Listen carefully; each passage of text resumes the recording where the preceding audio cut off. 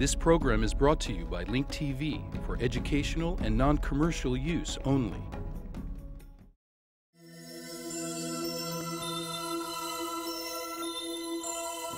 Mosaic, a daily news program from Link TV, presents a selection of news reports from independent and state-controlled broadcasters from throughout the Middle East.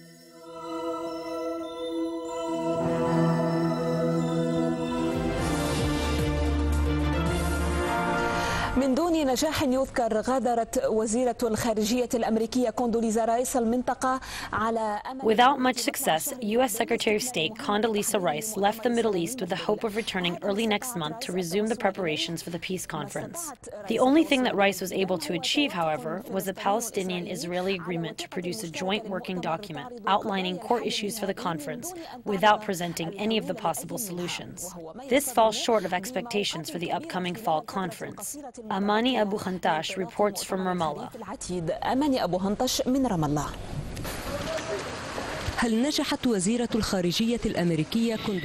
Did the U.S. Secretary of State Condoleezza Rice succeed or fail during her last visit to the region? Or did she half fail and half succeed? It is impossible to answer this question, especially after Rice's statements and hints that ended with a U.S.-Israeli agreement to not raise expectations for the upcoming fall conference. This is in addition to the inconsistencies in determining the actual date of the conference.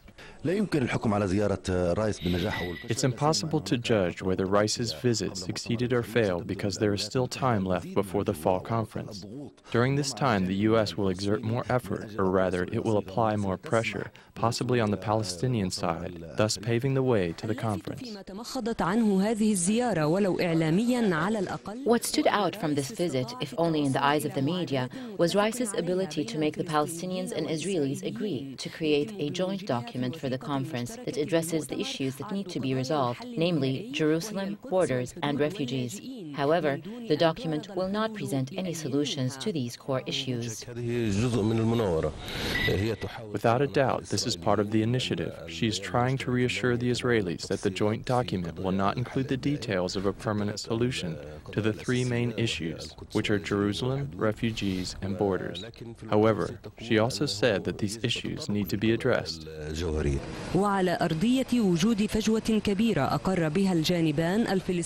With a large gap between the Palestinian and Israeli sides, Rice left the region to return again on another tour early next month. Rice's agenda is burdened with challenges. She is trying her best to make the conference a success and save the face of her government that volunteered to sponsor the conference. Amani Abu Khantash, Dubai TV, occupied Ramallah. أماني أبو هنطش تلفزيون دبي رام الله المحتلة. في أعنف اشتباكات من نوعها منذ سيطرة حركة حماس على قطاع غزة في يونيو الماضي. 3 Palestinians have been killed and about 20 others have been wounded in the most vicious clashes since Hamas took control of Gaza last June. Hamas tried to arrest a member of the Halis tribe, which supports the Palestinian president Mahmoud Abbas, in Shujaiya, eastern Gaza. According to eyewitnesses, Hamas fired mortar shells and machine guns at the tribe members in their homes. على أعضاء العشيرة المتحصنين داخل منازلهم.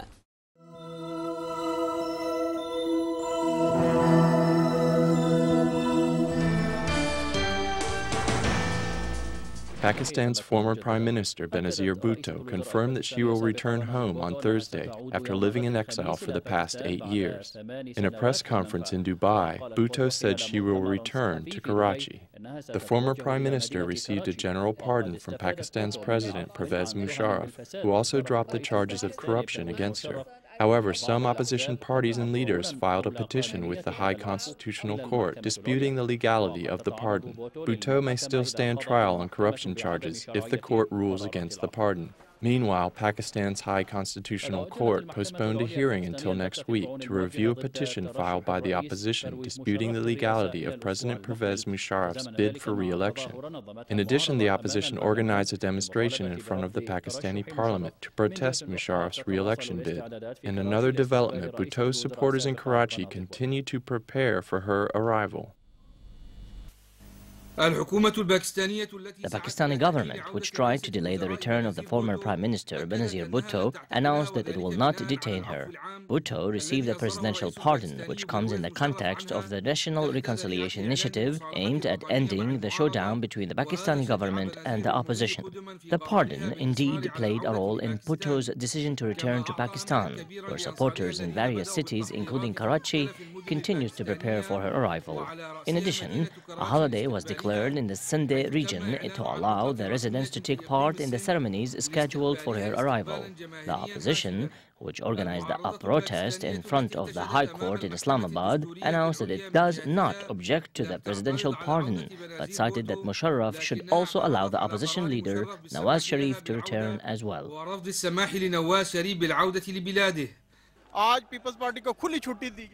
Benazir Bhutto was allowed to return home and her supporters were given permission to welcome her. However, Nawaz Sharif was expelled from the country. This is unfair. The opposition demands that the High Court overturn a decision made by Musharraf to drop the corruption and embezzlement charges against Pakistani politicians, including Bhutto.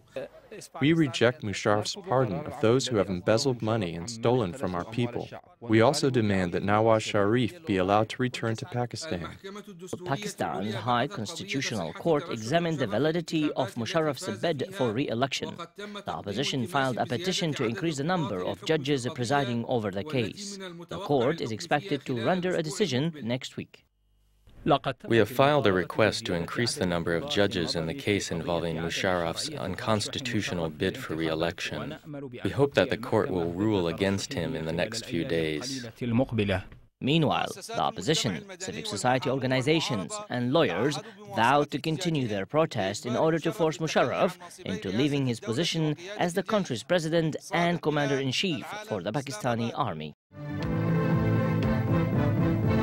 News continues on, Jane, and in Pakistan, at least 78 people, including 20 policemen, were killed and more than 150 injured in two bomb blasts near Benazir Bhutto's truck during her Pakistan homecoming parade. An official with the Interior Ministry said Bhutto herself is safe. Former Pakistani Prime Minister Benazir Bhutto, who ended 8 years of exile Thursday, flew in from Dubai, vowing to lead her party in elections. Hundreds of thousands of people had jammed the streets awaiting Bhutto's return. Last week, Musharraf had urged Bhutto to delay her return after the Supreme Court ruled that it must validate his election win.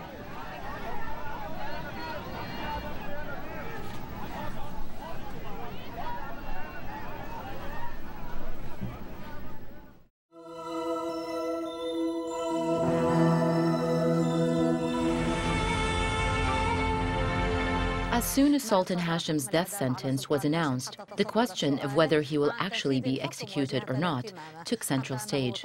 It even took precedence over the sentences issued against others involved with the Kurdish massacre, which was blamed on the previous Iraqi regime. As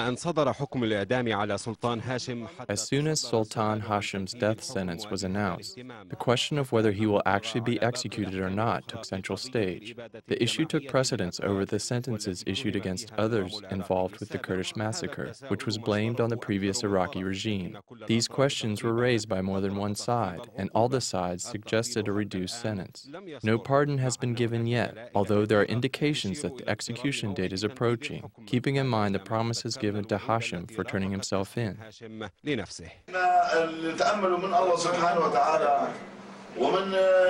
We pray to God and hope that the United States superpower honors its previous promises. His surrender would guarantee. If he surrenders, we guarantee that he will be treated with respect and he will be given the right to defend himself. It's in everyone's best interest for Sultan Hashim to turn himself in. The Kurds of Iraq knew very well that the decision made by the previous regime to wage a war against them was made by the president alone. Because Sultan Hashim did not play a role in making these war decisions, the two major Kurdish parties played a role in creating a deal for his surrender, and apparently also made certain guarantees.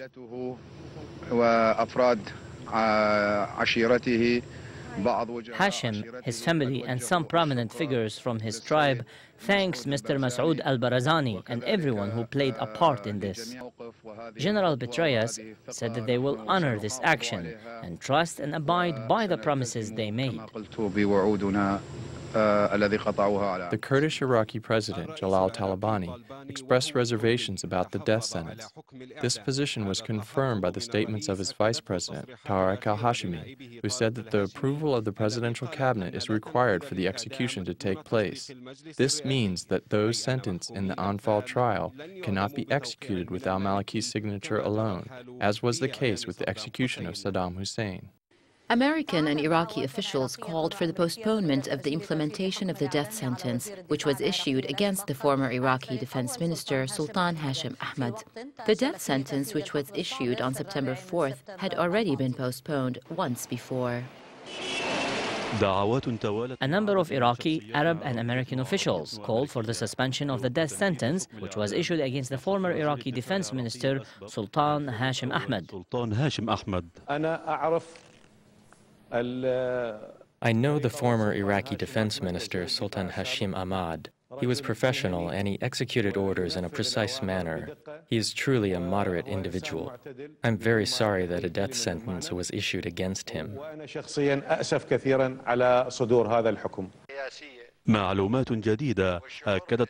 New information indicates that the United States saved the former defense minister from execution only 5 hours before he was supposed to be executed on September 10th.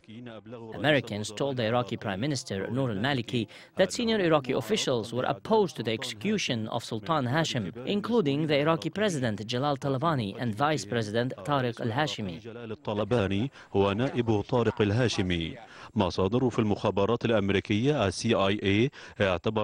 According to the CIA, the execution of Sultan Hashim will be the biggest mistake the Iraqi government can make. The United States handed over Sultan Hashim to the Iraqi government, and therefore his execution will be perceived as an insult to Washington, which made guarantees for his safety upon his surrender. Time magazine said that the United States is seriously considering giving Sultan Hashim a role in the Iraqi political process, which Noor al-Maliki cannot do. However, General David Petraeus, the general commander of the American forces in Iraq, said that the United States' ability to protect Sultan Hashim is limited. The death sentence has not been implemented yet, although the deadline for the implementation of the sentence, as was stated by the court, has passed. The death sentence was supposed to be implemented within 30 days after being issued on September 4th. Khalid al-Kashaf, Al-Arabiya. خالد الكاشف العربية.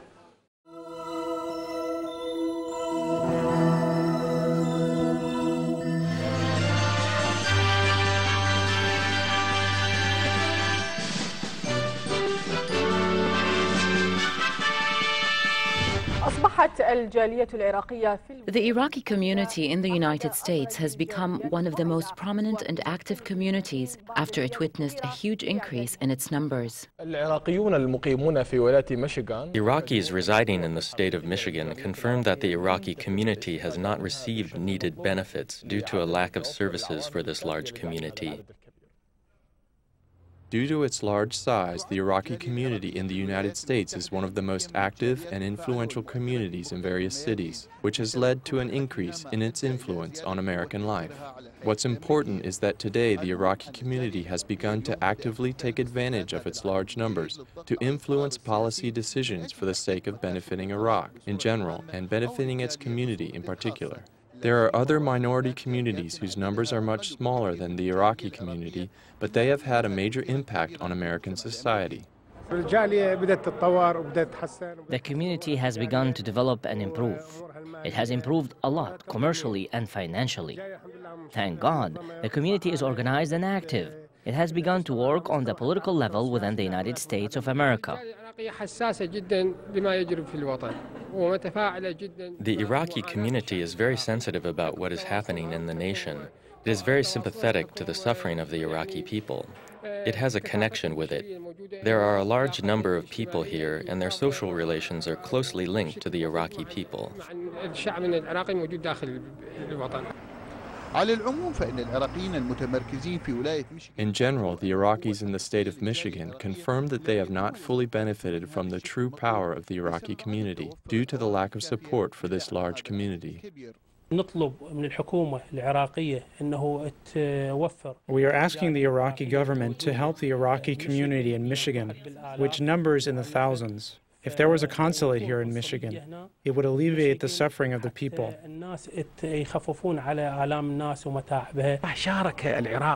The Iraqi immigrants here in Dearborn participate in all political fields, and they have a role to play.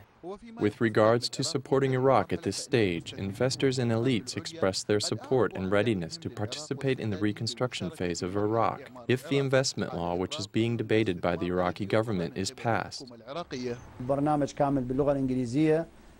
There is a complete program in English and in Arabic about the investment laws in Iraq. I read it and studied every article of it. I saw in it many benefits for investors, especially those of Iraqi descent. Iraqi investors from abroad have directly participated in many of the major reconstruction projects, which are currently being restricted from moving forward. Many of these investors are waiting for the Iraqi parliament to pass the investment law. The Iraqi community here in the United States is no longer merely large and unorganized. Rather, it has an impact on political and economic affairs. Also, a large number of people within this community are now in direct connection with Iraq for the sake of contributing to its reconstruction. From the state of Michigan, Mujash Atamimi, Al-Iraqiya.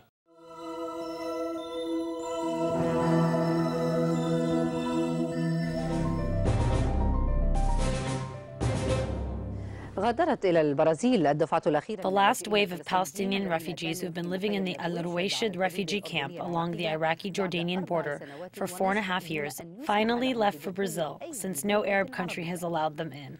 Some of the Palestinian refugees who still live in the refugee camp talk about living as refugees and how the governments of the Arab countries have ignored them, something that cannot be comprehended. The Palestinian refugee camp in the desert area along the Iraqi-Jordanian border, which housed thousands of Palestinian refugees, will no longer be needed after the last wave of Palestinian refugees leave for Brazil.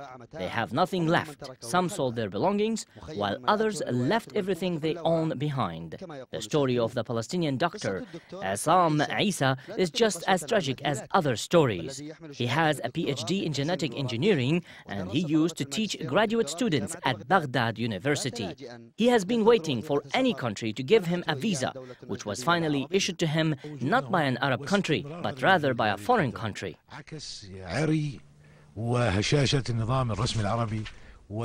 Our prolonged presence here has exposed the reality of Arab regimes and how their actions contradict their political discourse. These regimes are not realistic and are capable of turning their backs on their promises. Finally, after 4.5 years of being forced to live in this refugee camp, Sudan and Yemen expressed their willingness to receive Palestinian refugees. This comes as the United Nations has exerted efforts to find a solution for the 1,400 refugees who have been living along the Iraqi-Syrian border. Several governments have come forward because they are concerned about the situation. The Chilean, Yemeni, and Sudanese governments expressed their willingness to receive hundreds of them. They are spending their last hours under the sky of an Arab country. All of them are waiting to start their new lives in a country that is very far away. After 11 years of living away from her grandchildren, Adnan was finally allowed to meet with them in Iraq before the entire family left for Brazil. However, her daughter Salwa was not allowed to enter into Iraq, which compelled the grandmother to make the decision not to leave for Brazil without her daughter. I will not leave without my family, even if I have to die. My family must leave with me. I am sick and I have been suffering, but I will not leave without my family. The only thing that is left for me is God and my daughter. This is another Palestinian family that is leaving for Brazil. The family is burdened with sadness because the father left his son in Gaza and the wife has said her goodbyes for her family, who will be leaving for America. The stories of these Palestinian refugees never end. It seems that they will have to permanently live as refugees. They are eating their Last Supper in a desert that embodied their pain before they begin their new lives. President Bush says Iran's nuclear program could lead to World War III if it's allowed to continue.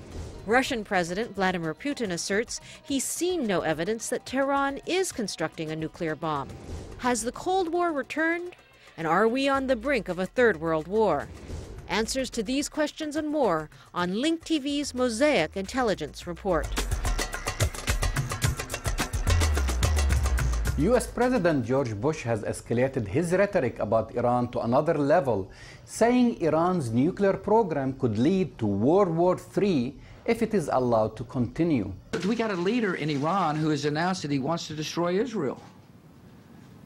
So I've told people that if you're interested in avoiding World War III, it seems like you ought to be interested in preventing them from having the knowledge necessary to make a nuclear weapon. President Bush was responding to a question about how seriously he believed Iran was pursuing a nuclear bomb following Russian President Vladimir Putin's assertion that he had seen no evidence that Tehran was constructing such a weapon. Previously, Russia had supported 2 sets of sanctions against Iran, but recently the Kremlin has bristled at harsher measures. A few years ago, President Bush said he looked Putin in the eye and judged the Russian leader straightforward and trustworthy. Recently, he called him wily and secretive about his political plans. What went wrong? During a conference at the Caspian Sea, Putin said that the Iranians are cooperating with Russia's nuclear agencies, and the main objectives are peaceful objectives. Last week, he reiterated that there is no proof Iran wants nuclear weapons. Meanwhile, it looks like the US and Russia are currently playing military and political maneuvers reminiscent of the Cold War era. The Pentagon has recently announced plans to place 10 missile interceptors in Poland and a radar in the Czech Republic. The US claims to be developing a missile defense shield in Europe to counter the future potential threat from Iranian long-range ballistic missiles, which US intelligence estimates could target Europe and the US by 2015. Russia believes Iran is much further away from developing missiles with that range.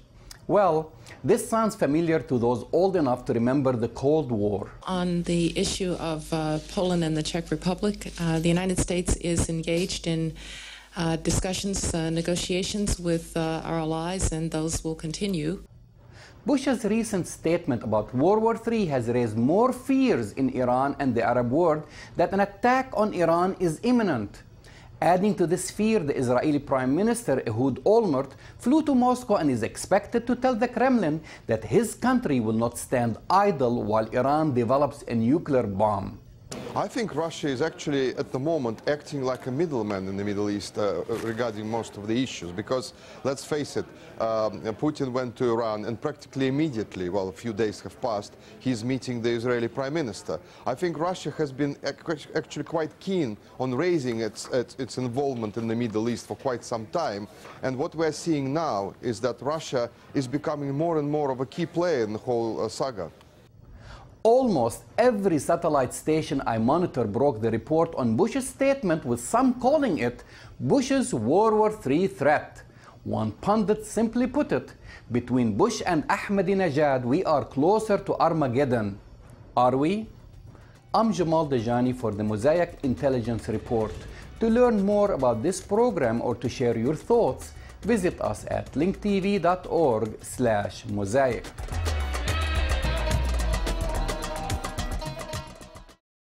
Hi, I'm Salome Azizi, host of Bridge to Iran.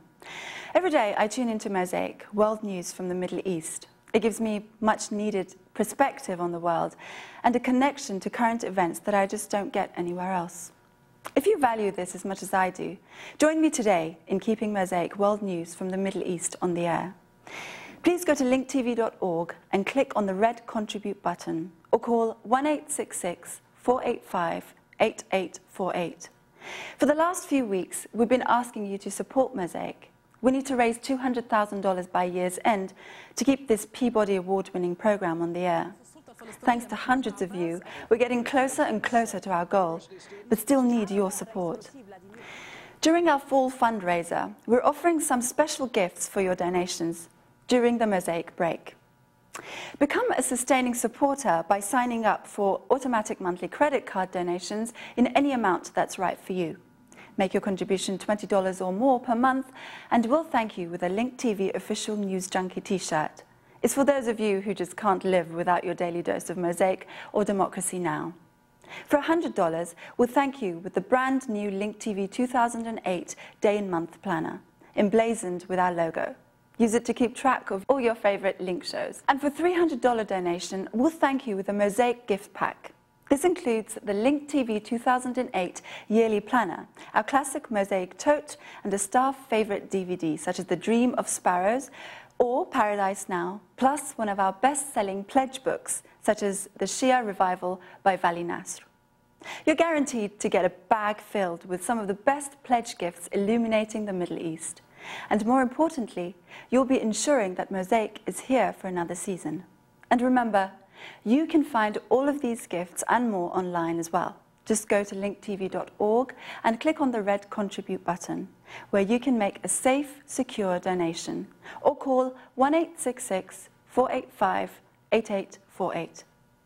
Take the next few minutes to go online and make that call. I'll be back in just a moment.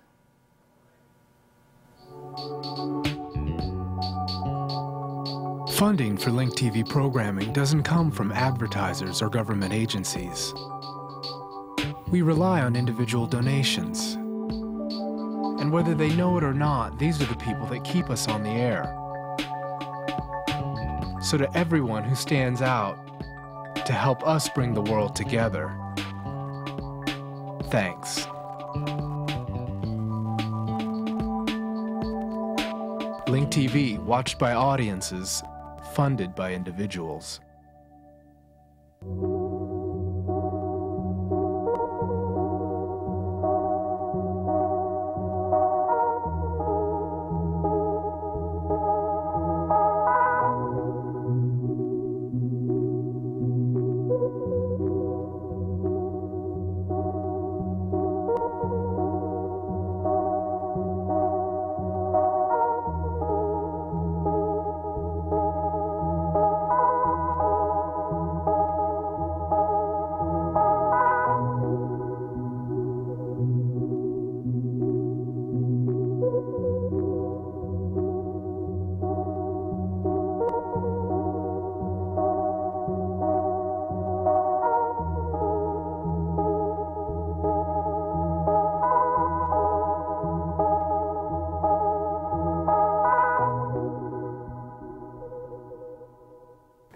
Thanks so much for all of you who just made that contribution.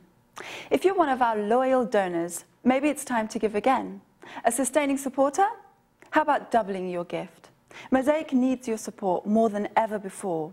With your help, our goal is right there in reach. Thank you for watching and supporting Mosaic, world news from the Middle East. One nation, many voices. The stories of Muslims in America. At work, at play, having fun. What is life like for the millions of people in this country who practice Islam?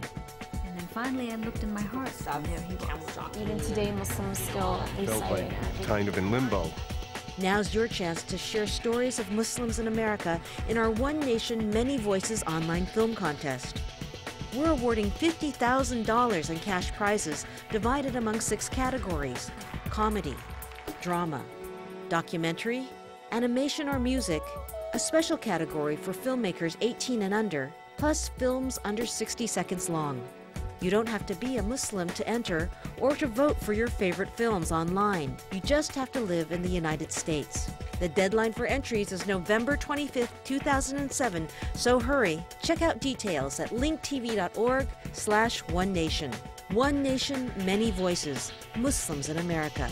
Stories, not stereotypes.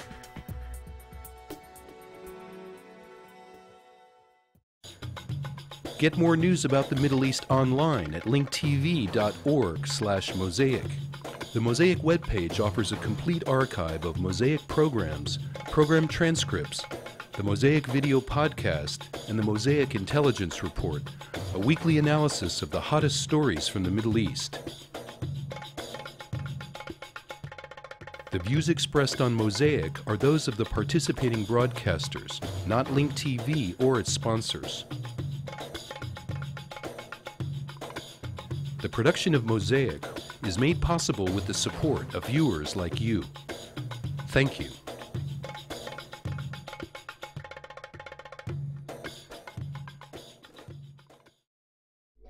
This program was brought to you by Link TV for educational and non-commercial use only. Link TV is the only U.S. television network devoted to global and national news, with uncompromising documentaries and diverse cultural programs. Programs which connect you to the world.